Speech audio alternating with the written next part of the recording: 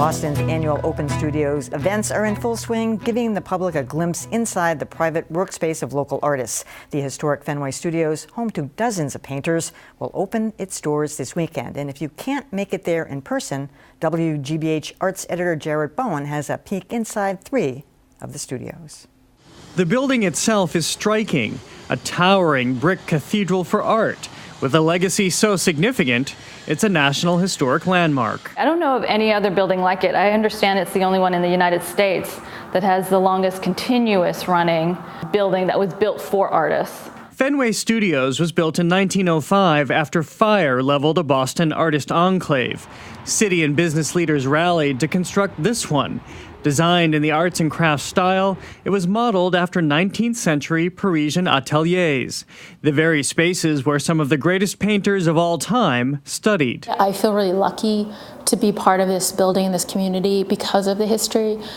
And it's interesting because it does have a very long history of the Boston School painter, the more traditional approach to art. When I walked into Fenway Studios the first time, it was kind of like I died and went to heaven. Today, more than a century on, Fenway Studios remains a highly sought-after home for artists. The waiting list for a space is years long. Its inhabitants and their work are thoroughly reviewed before they're accepted. And tradition is paramount here.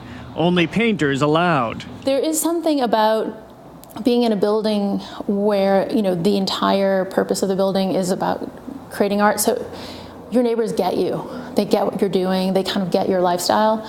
There is something really kind of comforting about that. The building's triumph, its artists say, is in its design.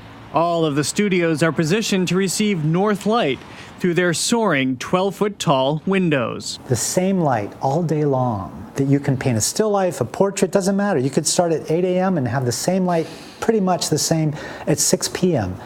It was stunning. It's just unheard of. And it's all old technology. You don't have to have electricity. It's just there. An oil painter, Ed Stitt, has worked inside Fenway Studios for 27 years.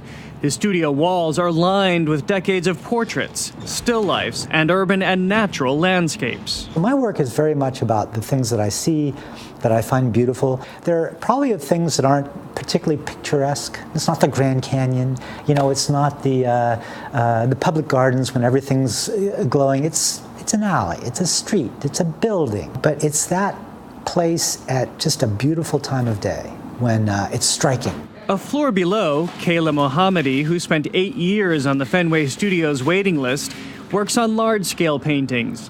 She's fascinated with the push and pull of space, she says. The child of an Iranian father and Finnish mother, Mohammadi is especially struck by color. I grew up with not a lot of art, but we had things that we had like maybe a Persian rug or a nice vase. So we had some beautiful things in the house, some beautiful color. And so for me, combining those elements of those different cultures, from Iran, I love blues. It's also very Finnish too. Blue and white is very Finnish to me, like the flag, but also a lot of Finnish design. Blue, white, and yellow. In Persian things, blue and turquoise is really amazing. And now at Fenway Studios for 10 years, Mary Hughes is part of a select group both working and living in her space. Originally a landscape painter, Hughes has moved into the abstract, although nature remains her inspiration. I'm thinking about sort of land masses, formations, topical formations, and I like to build up layers. And in a way, they're almost like mental maps. I just start working and let the piece kind of evolve and respond to the marks that I'm making, so they kind of grow organically that way. Sort of meditative experience, but a very obsessive one because I'm using very small tools to make a lot of small lines. They are 3 artists in a proud painter tradition, in a house built just for them.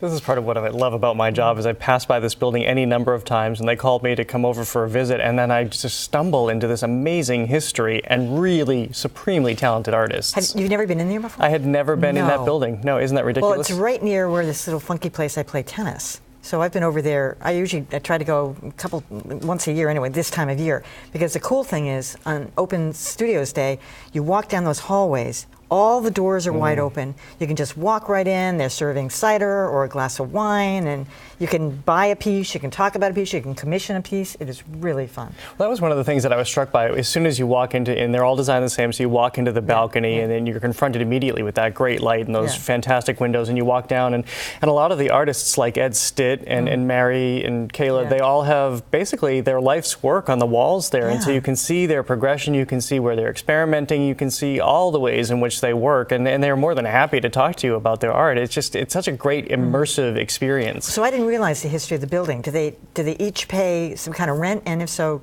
to who? I mean, is it owned by the city? Who owns the building? Well, it's a really interesting story because they now have an association, and just when like I was condo association? Exactly. And when I was there, they just have decided to open up a street level studio space to have more engagement with the community. But the reason they have an association is because at one point the development rights right there on the Mass Pike, which are prime to extend Back Bay and to extend the Fenway, put up a huge development. This happened a number of years ago, and to protect their windows and to protect that light from coming in, they had themselves registered as a National Historic Landmark and had this cooperative built so that they could protect their enterprise and their building so that nothing will ever be in front of it.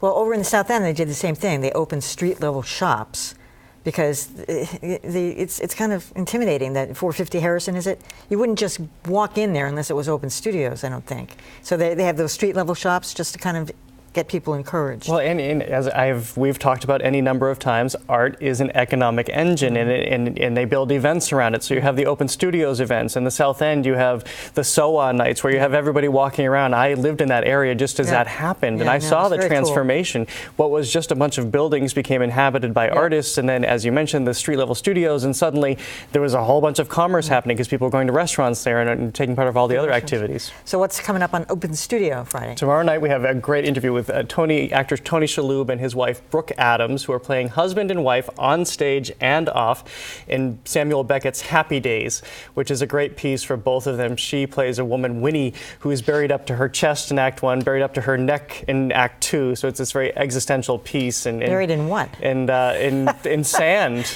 It's typical Beckett, and all the while her husband Tony Shalhoub is sort of wandering in the background. So we talked to them about how their relationship works on stage and off. All right, that sounds like fun. All right, Jared Bowen, look forward to that. Thanks for coming.